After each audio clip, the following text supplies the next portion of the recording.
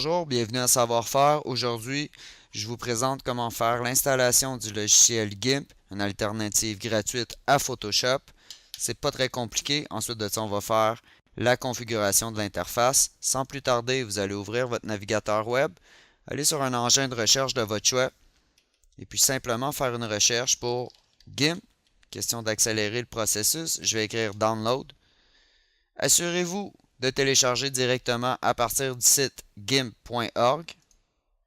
Une fois sur le site, vous avez deux choix. Soit télécharger la version via BitTorrent. Moi, je vais choisir la version Directly.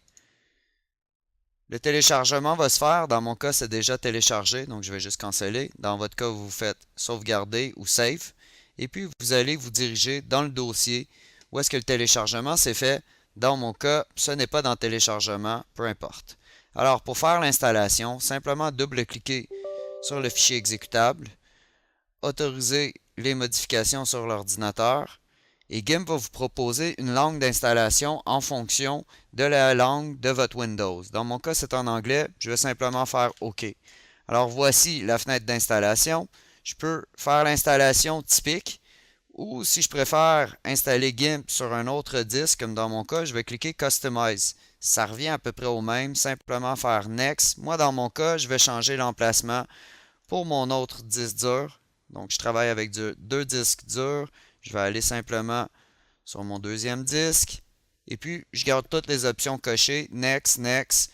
Je peux me créer un raccourci sur le bureau ou dans le lancement rapide. Je clique Installation. Je vais accélérer cette partie de la vidéo, puis on se revoit pour la suite. Alors, GIMP est maintenant installé. Je suis prêt à aller ouvrir le logiciel. Je vais aller sur le menu Windows. Je devrais le voir dans les logiciels récemment installés ou sinon dans la liste complètement un petit peu plus bas.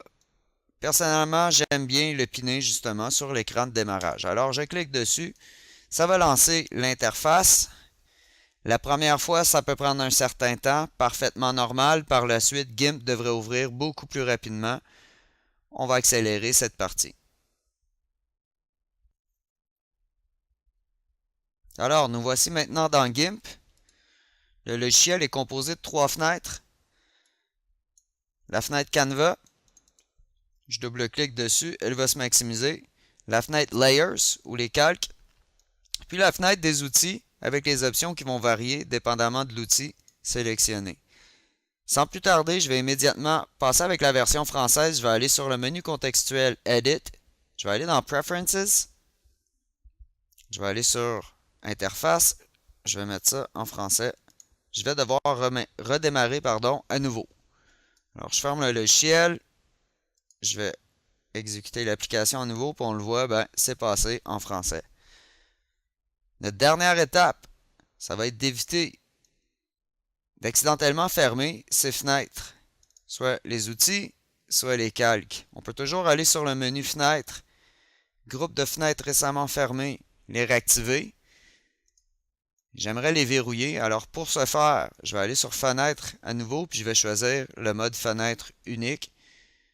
L'ensemble du tutoriel va être fait à l'aide de cette interface. Par la suite, vous pouvez redimensionner de manière à avoir toutes les options de votre barre d'outils. Je vous invite à visionner le deuxième tuto sur la prise en main du logiciel. Merci.